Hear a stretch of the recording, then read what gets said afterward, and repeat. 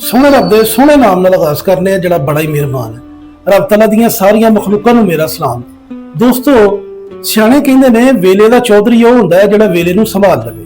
सियाणत इहदे विच ही आ कि इंसान वेला जिहो जिहा भी होवे ਉਹਨੂੰ ਸੰਭਾਲਣਾ ਉਹਨੂੰ ਆਉਂਦਾ ਹੋਵੇ। ਤੇ ਦੋਸਤੋ, ਅੱਜ 22ਵੀਂ ਸੈਰੀ ਹੈ ਤੇ ਅੱਜ ਸਾਡੇ ਕੋਲ ਖਾਣ ਨੂੰ ਕੋਈ ਇਹੋ ਜਿਹੀ ਆਈਟਮ ਨਹੀਂ ਸੀ ਤੇ ਸੋਚਿਆ ਕਿ ਕਿਉਂ ਨਾ ਇੱਕ ਕੁਇਕ ਆਈਟਮ ਤੁਹਾਡੇ ਨਾਲ ਸ਼ੇਅਰ ਕੀਤੀ ਜਾਵੇ। ਤੇ ਆਓ ਹੁਣ ਅਸੀਂ ਚੱਲਦੇ ਹਾਂ ਕਿ ਅਸੀਂ ਅੱਜ ਕੀ ਬਣਾ ਰਹੇ।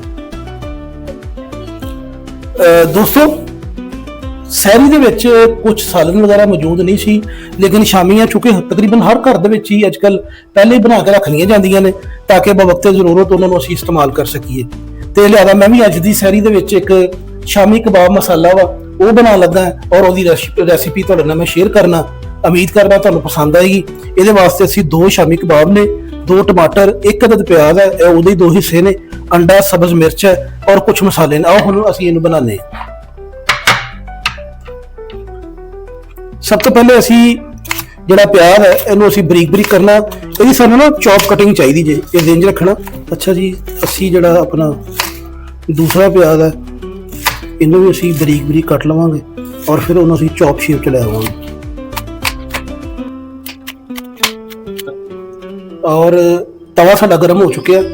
ਅਸੀਂ ਹੁਣ ਇਹਦੇ ਵਿੱਚ ਆਇਲ ਐਡ ਕਰ ਦੇਵਾਂਗੇ। ਹਸਬੇ ਜ਼ਰੂਰਤ ਕਮ ਹੋਏਗਾ ਅਸੀਂ ਮਜ਼ੀਦ ਉਹਨੂੰ ਐਡ ਕਰ ਸਕਦੇ ਹਾਂ। ਔਰ ਇਹ ਜਿਹੜੇ ਅਸੀਂ ਪਿਆਜ਼ ਕੱਟਿਆ ਇੱਕ ਅਦਦ, ਇਹਨੂੰ ਅਸੀਂ ਤਵੇ ਦੇ ਉੱਤੇ ਪਾ ਦੇਵਾਂਗੇ।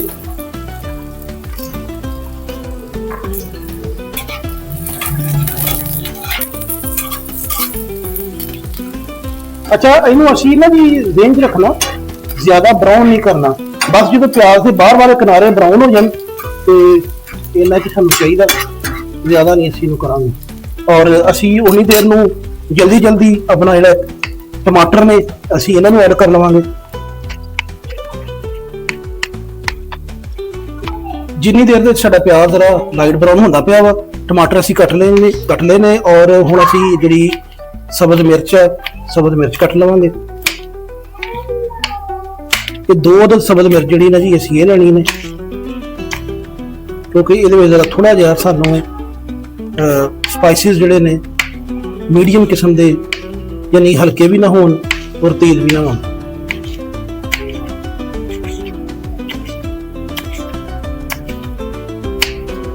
ਲਓ ਜੀ, ਅਸੀਂ ਆਪਣੀ ਸਬ ਗ੍ਰੀਨ ਚਿੱਲੀ ਜਿਹੜੀ ਹੈ ਸਬਜ਼ ਮਿਰਚ ਇਹਨੂੰ ਵੀ ਕਰ ਲਈ। ਉਹਨੇ ਦੇਰ ਨੂੰ ਜਰਾ ਥੋੜਾ ਜਿਹਾ ਅਸੀਂ ਇਹਨੂੰ ਹਿਲਾ ਲਵਾਂਗੇ ਤਾਂ ਕਿ ਇਹ ਥੋੜਾ ਜਿਹਾ ਲਾਈਟ ਬਰਾਊਨ ਹੋ ਜਾਵੇ।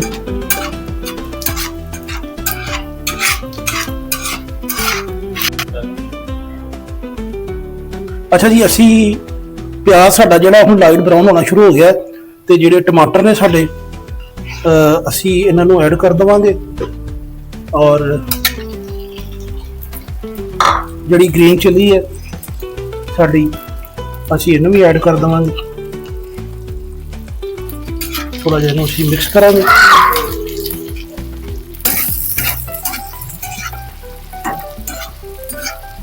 ਟਮਾਟਰ ਦੀ ਤਾਦਾਦ ਇਹਦੇ ਵਿੱਚ ਥੋੜੀ ਜਿਹੀ ਜ਼ਿਆਦਾ ਹੋਣੀ ਚਾਹੀਦੀ ਹੈ ਤਾਂ ਕਿ ਇਹ ਮਸਾਲਾ ਜਿਹੜਾ ਨਾ ਸਾਡਾ ਅੱਛੀ ਤਰ੍ਹਾਂ ਟਮਾਟਰਾਂ ਦੇ ਅਰੋਮੇ ਚ ਬਣੇ, ਉਤਨਾ ਹੀ ਅੱਛਾ ਲੱਗੇਗਾ। ਗ੍ਰੀਨ ਚਿੱਲੀ ਵੀ ਇਹ 'ਚ ਬੜੀ ਅੱਛੀ ਲੱਗੇਗੀ।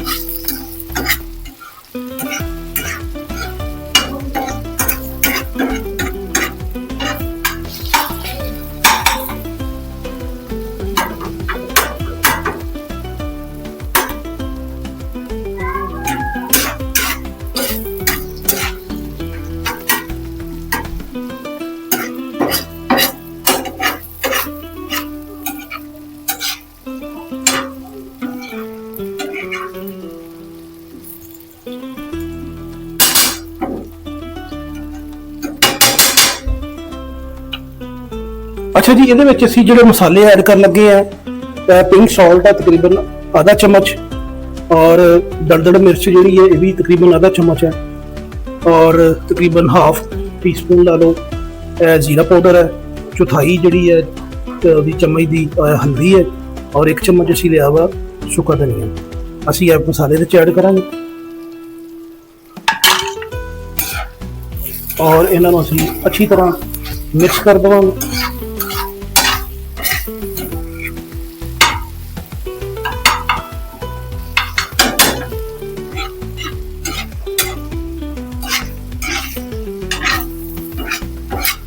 ਅੱਛਾ, ਅਸੀਂ ਇਹਦੇ ਵਿੱਚ ਦਾਦੜ ਮਿਰਚ ਔਰ ਗ੍ਰੀਨ ਚਿੱਲੀ ਦਾ ਇਸਤੇਮਾਲ ਕੀਤਾ, ਗ੍ਰੀਨ ਮਿਰਚ ਦਾ, ਸਬਜ਼ ਮਿਰਚ ਦਾ, ਕਿਉਂਕਿ ਇਹ ਜ਼ਿਆਦਾ ਹਾਰਡ ਨਹੀਂ ਹੁੰਦੀਆਂ। ਬੜੀ ਪਿਆਰੀ ਖੁਸ਼ਬੂ ਆਉਣੀ ਸ਼ੁਰੂ ਹੋ ਗਈ ਹੈ ਤੇ ਅਸੀਂ ਹੁਣ ਥੋੜਾ ਜਿਹਾ ਇਹਨੂੰ ਪਾਣੀ ਦਾ ਛਟਾ ਲਵਾਂਗੇ ਔਰ ਇਹਨੂੰ ਫਿਰ ਥੋੜਾ ਜਿਹਾ ਅਸੀਂ ਦਮ ਦੇਵਾਂਗੇ। ਬਿਲਕੁਲ ਇਹਦੇ ਤੇ ਹਲਕਾ ਜਿਹਾ ਸਮਝ ਲਓ ਐਵੇਂ ਛਿੜਕਾਅ ਹੀ ਕਰਨਾ ਹੈ।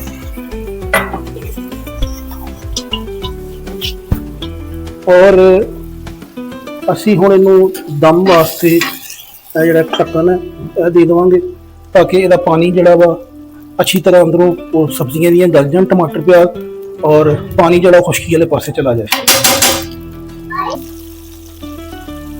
ਅੱਛਾ ਜੀ, ਤਕਰੀਬਨ 1 ਮਿੰਟ ਦੇ ਵਕਤ ਤੋਂ ਬਾਅਦ ਅਸੀਂ ਇਹਨੂੰ ਜਿਹੜਾ ਹਿਲਾ ਦੇਵਾਂਗੇ ਤਾਂ ਕਿ ਚੈੱਕ ਕਰ ਲਈਏ ਕਿ ਸਾਡਾ ਮਸਾਲਾ ਜਿਹੜਾ ਅੱਛੇ ਤਰੀਕੇ ਨਾਲ ਤਿਆਰ ਹੋ ਰਿਹਾ ਹੈ। ਔਰ ਇਹਨੂੰ ਅੱਛੀ ਤਰ੍ਹਾਂ ਮਿਕਸ ਕਰ ਦੇਵਾਂਗੇ।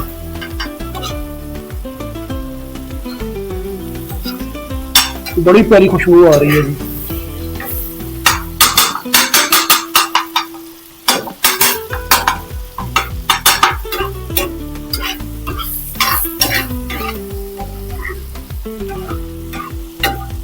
बस हमें मजीद अद्धा मिनट असी होर इहनूं दवांगे। अच्छा जी, तकरीबन असी इहनूं कोई 1.5-2 मिनट वास्ते इहनूं टाइम देवांगे। और हुण असी इहदे विच असी एक अद्धा अंडा लिया,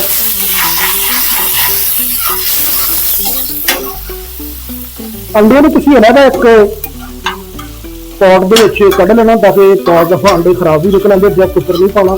पहले इहदा उहनूं अंडे नूं तोड़ लो और हुण इस मिक्सचर दे विच शामिल कर दिओ।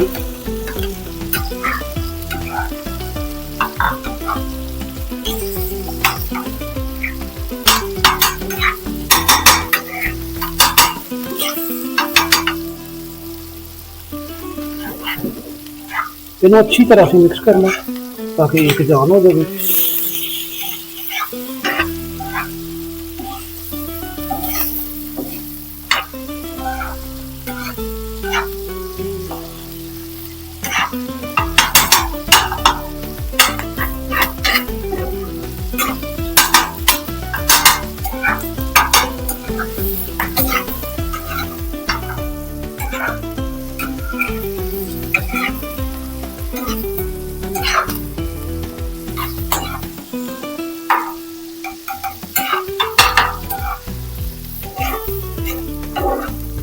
अच्छा जी, हुण असीं 2 छामियां जिहड़ियां ने इन्हां नूं इहदे विच ऐड कर देना और इन्हां नूं असीं इस तरह मैश कर लेना।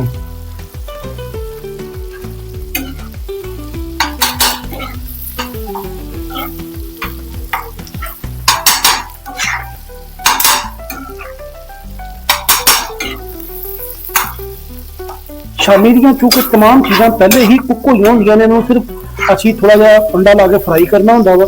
तो हुण भी असी जस्ट इनू थोड़ा जिहा टाइम देवांगे कि जिहदे नाल सारी इस मसाले के अंदर अच्छी तरह मिक्स हो जाए।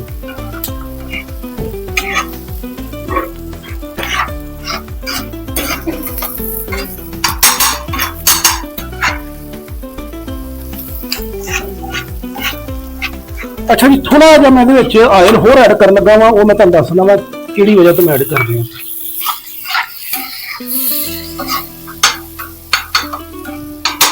तो जी सारी विच टाइम ही साडा तकरीबन थोड़ा ही रह गया ते साडा जिहड़ा शामी कबाब मसाला वा ये भी तैयार हो चला है। ते असीं हुण इहनूं जस्ट डिश आउट करांगे।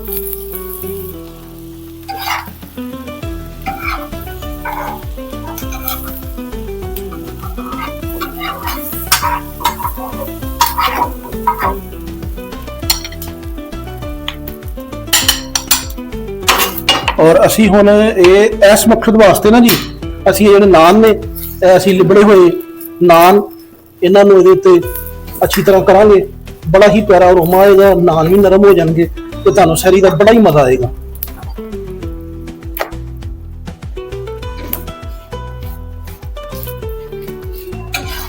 लो जी, बस थोड़ी देर इनू करना ਤੇ ਸਾਡਾ ਨਾਨ ਵੀ ਤਿਆਰ ਹੈ ਔਰ ਅਸੀਂ ਇਹਦੇ ਉੱਤੇ ਗ੍ਰੀਨ ਜਿਹੜਾ ਸਾਡਾ ਧਨੀਆ ਇਹ ਐਡ ਕਰਾਂਗੇ ਔਰ ਸਾਡੀ ਲਓ ਜੀ ਮਜ਼ੇਦਾਰ ਰੈਸਿਪੀ ਸਹਿਰੀ ਵਾਸਤੇ ਤਿਆਰ ਹੈ। ਅੱਛੀ ਲੱਗੇ ਤੇ ਇਹਨੂੰ ਜ਼ਰੂਰ ਲਾਈਕ ਵੀ ਕਰਨਾ, ਸ਼ੇਅਰ ਵੀ ਕਰਨਾ। ਅੱਲਾਹ ਤਾਲਾ ਤੁਹਾਡੇ ਹਰ ਕੰਮ 'ਚ ਖੈਰ ਫਰਮਾਵੇ ਔਰ ਤੁਹਾਨੂੰ ਦੂਸਰਿਆਂ ਵਾਸਤੇ ਖੈਰ ਦਾ ਵਸੀਲਾ ਬਣਾਵੇ।